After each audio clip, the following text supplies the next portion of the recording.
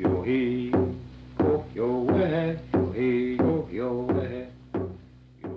in 1751, a New England observer noted that children of European background commonly lost their teeth from scurvy, but that the native Indians did not. I have heard, he wrote, that the Indians used the roots of one kind of nymphea as a preventative. The plant he had in mind was probably what we call the water lily, whose root can be eaten all year round. It was only one of hundreds of local wild plants known and used by New England Indians when Europeans first colonized America. The colonists took little notice of Native American botanical knowledge. Plants that didn't come from Europe they were likely to disregard as mere weeds. It didn't help either that Indian botanical experts were so often women. European settlers have left us little record of native New England plants and how they were used by Native Americans. Such knowledge has nonetheless been passed down within Connecticut's small Indian communities. Many women in Connecticut's 5 indigenous tribes still know botanical traditions stretching back beyond European colonization. One of them is Trudy Richmond, a Putatuck Indian and the Director of Education at the American Indian Archaeological Institute in Washington, Connecticut. I interviewed her at her home on the Scatticook Reservation in Kent, Connecticut. My grandmother had a lot of knowledge, for example, about plant life and how they were used in terms of medicines and foods and things. And I know some of those things. I wish I could think of a better term to provide for gathering, because when people think of gathering, well, we're going to gather berries, or we're going to gather nuts, or we're going to go out and get a few of those plants, to prepare for a meal. And it's not given the importance that it should be given.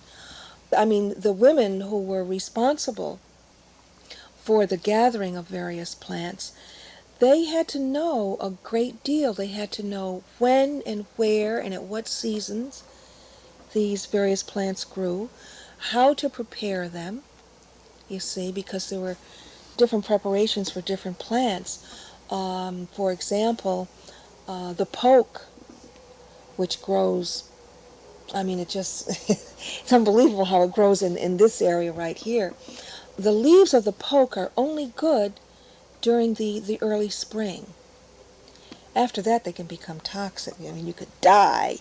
Besides maple sugar in the spring, berries in the summer, and nuts in the fall, Connecticut Indians ate wild plants known to us as mustard, plantain, pigweed, dock, nettle, milkweed, lamb's quarters, dandelion, cowslip or marsh marigold, and Indian potato or groundroot.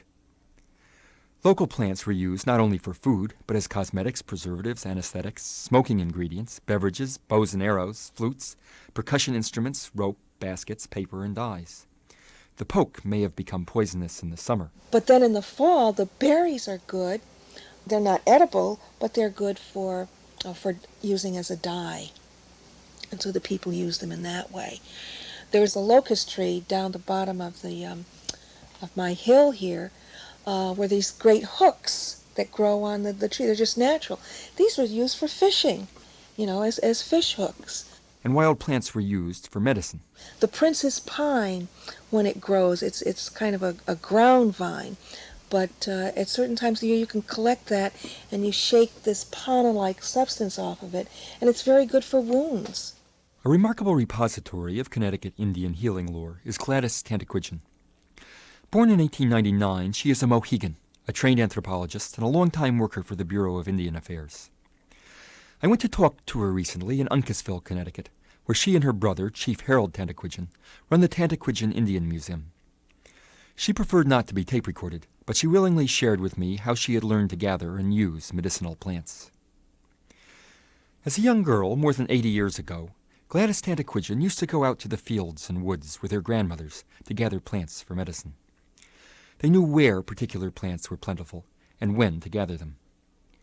They followed certain rules. Don't gather plants during the dog days of summer. Don't pick the first plant you find. Go on, and you will find many more. And pick only what you need. Leave some behind. The Indians, she says, were true conservationists. After being picked, the plants were bundled, tied up, and put to dry. In her article, Plants and Plant Uses of the Mohegan of Connecticut, Gladys Tantaquidgeon lists over 80 wild plants used as remedies. The inner bark, taken from the south side of the maple tree, for example, was used in making a cough remedy. tea was made from dried leaves of yarrow for relief of liver and kidney disorders. Burdock leaves were bound on affected parts to relieve rheumatic pains. Witch hazel twigs and leaves were steeped to make a soothing lotion for cuts, bruises, and insect bites. How effective were these remedies? Perhaps we will never know. We do know, of course, that long before modern science discovered the anti-malarial drug quinine, South American Indians brewed a medicinal tea from the bark they called quina, the substance from which quinine is derived. The medical effects of Connecticut Indian remedies have never been scientifically studied. Gladys Tanaquidgeon learned her plant lore from older Mohegan women at the turn of the century. Many of these plants were still being gathered in the Uncasville area in the 1930s. But, she told me, now you don't see too many of the old-time plants. Now there are too many houses. Native American culture was marked by an intimate relation to the natural world. This had a spiritual dimension. Other species, as Trudy Richmond explained to me, were seen as relatives of human beings.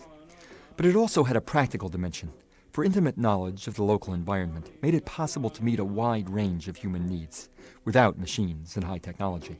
Sometimes I just cringe when it said, well, Indians used to collect nuts and berries. You think, oh, they just went out and picked berries wherever, and it was kind of it gives no credibility to a way of life that was very important and was very credible.